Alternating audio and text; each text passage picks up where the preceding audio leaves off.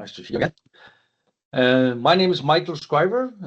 I've been working in business-to-business commercial areas for the last 25 years as a practitioner, and then lately also the last years in research on how can you improve growth. Could you introduce yourself? Sure. Thanks for having me, Michael. Name is Todd Snellgrove, and I've spent 25 plus years in B2B marketplaces, really focusing on value, how to create it, how to price for it, how to make customers want to buy it, and how you can drive that across a total organization to make sure it gets realized. Yes. And what we're going to talk about today is that growth depends on many things. Beside talent and effort and great collaboration, it also depends on the best commercial decisions you can make. And this is not an opinion that we share. This is based on research. And if we look at the findings from the research as a start, we can see that even top performers are struggling, because we look at the research in 2019 and 2026 that we published in white papers, and we can see that they improve on how they deliver on customer satisfaction and how they win new customers, but they're not improving in turning that into results like increasing revenue on existing clients or selling new products to them. And this is a structural challenge, and that is exactly what we are going to talk about today. The research is conducted and led by Copenhagen Business School, one of the top 1 universities in the world, and is based on input from 2,400 business-to-business commercial leaders. So it's truly thorough. And if we look across the industries that was part of this, we see patterns repeating itself across the industries and the regions where they work.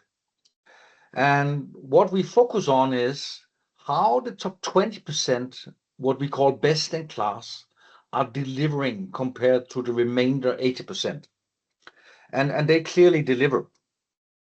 And we have developed a framework and a tool where we can measure a company with an internal survey on the 7 areas, we call them virtues, of how they behave and collaborate. And the top performers, the best in class, truly stand out. They deliver a 4.7 times higher frequency of revenue growth. They win new customers with a frequency of 5.6 times higher than the other 80%. So there's truly an upside to capture if you know how to deliver on these 7 areas. The 7 areas are across the company. It's not only in a sales team. And shortly, you can say the best in class, they really know how to work with customer centricity and strengthen it. It's based on knowledge, not just guessing. They truly know how to contribute across functions and business areas, and they don't have a culture of just finger pointing. The leadership is truly strong. They walk the talk and implement the new initiatives that has been agreed on, and they don't fall back to old habits, which is very common seen, especially when you put people under stress. They work with elevating the commercial enablement, meaning giving people tools, methods, language, and train them, not only in one department, but across with the same language. All this is the base of the next virtue where you truly create the growth by clarifying the value that you actually create for your clients and proving it and capturing it in pricing, which you will come back to. The last 2 is a bit more structural on the way that the strategy is implemented across functions and business areas, that is synchronized. So resources are allocated in a coordinated way, and also how they capitalize on their systems, their data, their AI and CRM. So they really create insights and bring it to the people who actually can use it, making better commercial decisions. But if you look at these 7 virtues and areas, they are linked And to deliver a better company performance and growth, um, one of these virtues stand out. This is where you really deliver the growth. That is by capturing the value in the pricing. And this one depends on the remainder of the virtues. So you can say this is the stronger link to the performance. And Todd, can you explain us a bit more about your experience here? Thanks, Michael. I mean, I started working in a B2B marketplace and realized the one area that we were probably the weakest on was the value quantification, the value mathematics, the ability to explain value.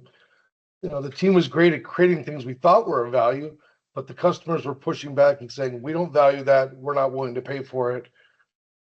We would like a discount. So I ended up with a full-time job over the years, being the VP of value and kind of focusing on two of those areas. One was the enablement and the tools, and two was, getting that message, that math, that information out to clients so they can make a business decision saying, yes, your price might be higher, but my company gets more value, which makes me more profitable if we engage differently.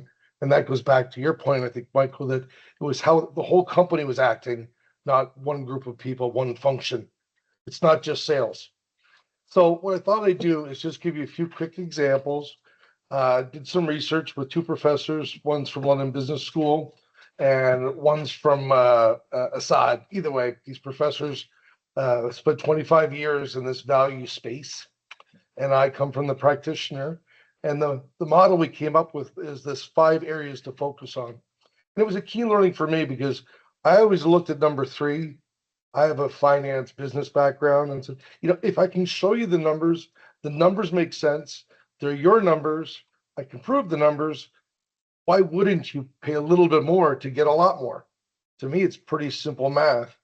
But what we realize is you need to have a customer willing to even open up to this conversation. So number 1, starting with motivating them to realize that you aren't just one of 20 suppliers that all do the same things, that there's value you can bring to them over and above 3 bids and a buy. So I'll give you some examples of how I get them to rethink, wait a minute, maybe we should spend some time and effort here. Then you need to educate customers that, again, the price of the widget or the service is only usually a very small component of the overall cost or the overall value. They might not understand that. And that's our job as a supplier. Then we need to sit with them, do research, challenge their own internal numbers, and quantify what value we can bring to them so they can have a business case to say, okay, I see that this is going to cost me a higher price, but my costs will be lower. And that's what I really want to be more profitable, is have lower cost.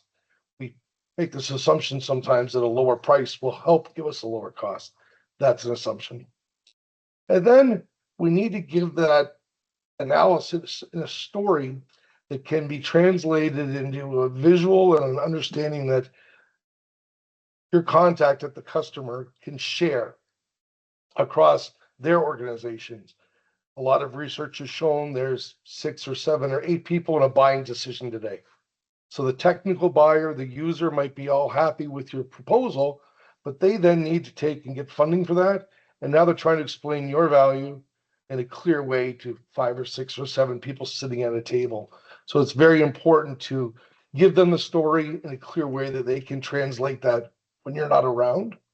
And then finally, from both sides, the supplier and the buyer, to realize we both make more money when we align both of our companies interacting this way. So it's not just one transaction, but how do we interact? Key account, strategic account, whatever the term is, that both sides make more money. So that's kind of the framework. And for this MIT article called Acing Value-Based Sales, I think I have 3 quick examples to kind of give you some more meat on the examples here. So if we want to hit the next slide. Yeah, so one of my favorites, it's this visual a colleague put together years ago called the price berg. Yes, Mr. Customer, you can see the price, 100 euros versus 110. They look very similar, and I can see one, but it turns out in almost every industry that I've worked in, and I've worked in almost every B2B type marketplace, price is a small component of the overall value delivered. And what you see here is a term called total profit added, which is an elevation, we'll call it, of total cost of ownership. I need my company to bring more profit to my customers, and cost reduction is only one side of that. If we can help them increase revenue, time to market, whatever it is, my job is to make them most profitable. And when you start to look at this and quantify it, people realize the price usually is between 10 and 20%. Depends on the industry, depends on the customer. This is the work that you need to do. Thank goodness the AI helps us do some of the research. But I always say, I don't care how big that price number is. I want that whole price berg to be smaller. That's how you will be more profitable. This, again, is one of the visuals that somebody then can take and explain into their business.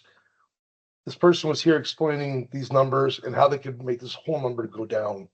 So I think the next slide gets into some numbers, and I won't bore you with each one of these. You'll have the video to look at when you want. But over the 20 years I've been doing this, companies that buy this way choose suppliers on best value, which is not landed cost, make more money. So two seminal books and articles. One is Value Merchants. I think the first 4 statistics come from that book. This acing value-based sales came out less than a year ago. But customers are happier. The sales cycles are faster. People discount less. And both sides are more profitable. I also have a similar slide from the buyer's perspective, where procurement associations around the world have said, we make more money when we stop looking at price and shipping and currency. Once we look through how much ink or water or energy or life or all these other things. And I'll finish here. This is one of those visual slides that I leave with clients because it's not Todd selling them something. This is a management best practice, which has been researched around the world from academia that I've done work with to procurement associations have actually had to come in and say, we don't want to buy the lowest price. How do we choose a true supplier that can bring value? Government procurement, Asia procurement, Finland procurement, North America CAPS. I won't go through each of the logos, but it's a global group. And you even see some governments saying, we have to get better at defining best value. We need to frame what those are, what the weightings are. I mean, there are some countries, which I won't name, but they can build stuff cheaper than anybody else. They've changed their 10-year plan to say they better start buying on best value because a lot of the stuff they built is falling apart already. Maybe we should have spent a little bit more money to have better labor or cement or material, whatever it is, look more holistically. And then I've done a lot of work with different associations, whether that's pricing or industrial or services, that have all seen the same thing happen in their marketplace. So hopefully, Michael, that gives people the idea that all these things need to work together, and focusing on these two specifically. If you look back at your company and you say, I'm not sure how good we are in value-based selling. We can talk about value in vague terms without numbers on it. We can't prove it. And when we get pushed by customers, where did that number come from? Head office sent it to us, or somebody once told it to me, or I think, and some of my favorite ones is we don't know, but if we could improve it by 1%, it'd be worth a lot. A lot of software companies do that. Well, if statements are interesting. When you have the virtues, you're quantifying the value. You have pricing models that reflect you getting paid for that as a price premium. You get more market share from your customers. They're willing to try new products and services with you. They trust you. It's not every year discount discussion. They're true partners and saying, I want your team to bring more value to my company. That's how I'm going to differentiate my business and make it sustainable in the future. So as Michael's put it, do you have the tools, the structure, the training, all that to go to the market with the ability to have this discussion? Yeah. And what we have seen a lot is that the challenge for many companies is to find out, how do I get those structures, those tools, those trainings, those skills? Because like you work on a client side with multiple stakeholders, you also have multiple stakeholders in your own team.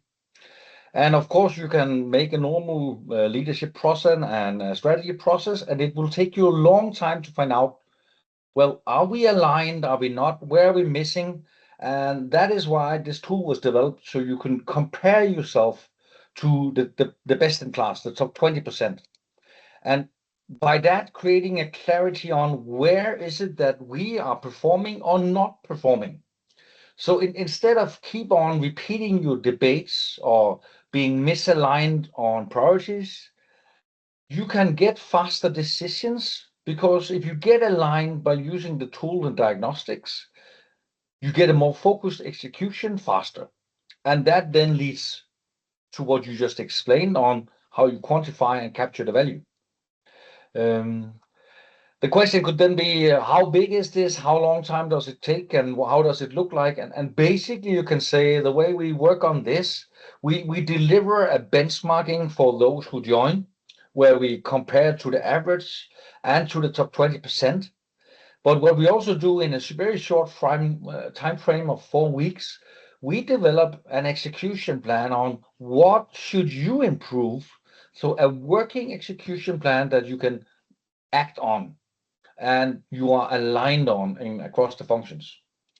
It takes 4 weeks from we do this internal assessment to we have developed an execution plan together. So it's quite fast. And what we also normally see is that then the company, the teams, they also expect a quite fast implementation after, because they got to this alignment swiftly. Here we have a few quotes, because this is not just academia talking. This is real companies who had real challenges and made real improvements, right? And what I especially see is that using this process, you get the sensitive topics on the table. Also, if you work across cultures, and you stop the things that doesn't really deliver, and that frees up a lot of time. So it's a very efficient process. So the question is now, how do you work on this? And Todd, if you look at your experience, why is the teams that can't, prove and capture the value? What is stopping them mainly? It's funny, I was just thinking of a term my old boss said years ago. We're chasing too many rabbits. We'll never catch any of them. When every function has its own favorite project, every country, every division. And he said, we're all over the place and we didn't have something this rigorous. And it was a lot of sitting in a room and hoping and praying. But, finally saying we've got to get focused. What works is when it's aligned across the business. For the value component, it's not pricing's in charge of value pricing. It's marketing's fault that we don't have the right information to prove the value. It's the sales team that's not trained or able to do this. Oh, it's the product development team that's making something that doesn't really create value. It's not holistic. And the best practice companies will create, and the term doesn't matter, but a term that I hear and like is a value management office that goes across all these organizations. They might not report to them, but they have influence, they have input. And like I said, with all those functions, but also with your compensation model. If you're paying your people on volume and not profit, magically they will discount. These things pop up. And funny Been there, enough, done that. yeah, I think we all have been around that one. But as you said, as a company, we started to take our buy side, our procurement side, and say, if we're creating value into our customers this way, if this is the ways we can do it, can't we take a lot of that knowledge and go back to our suppliers and say, okay, how are you going to make me more profitable, and not by negotiating a 5 or 10% price cut? So it became an office group focus authority, I would say, because of who it reported, but also the buy-in. The results were there, and it was pushed across the organization that said, we have to do all these different things right, but value has to be at the core of it at all times if we're ever going to get paid for what we're trying to do. Thanks. And the question could then be, how do I move on from here? Because is this just a lot of models and theory, or can I actually apply it practically? And we would say, yes, you can. We developed what we call a leadership snapshot, where you Bring a small group together of your top leaders or key persons. They spend 7-10 minutes each. We test out 3 virtues, and then we'll give you a diagnostic, and then we'll discuss it with you, and then you will learn what you actually can do in a very short time span and discuss how you can expand it to a bigger group. But please contact Todd or myself on email or LinkedIn. We will be pleased to engage in a dialogue. Thank you. Thank you.